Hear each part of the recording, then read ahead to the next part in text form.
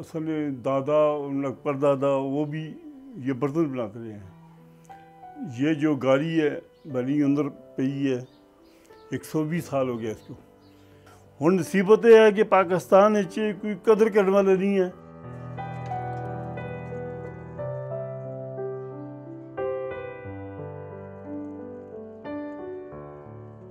बहुत लोग आने नहीं थे, सिर्फ मेरा है कि मैं अनपढ़ होने की वजह तुम कुछ ही कर नहीं सकता। तो मोबाइल में तस्वीरें वो उसकी फ़ोटो छिके वो मौजूद मेरे पास होनी चाहिए।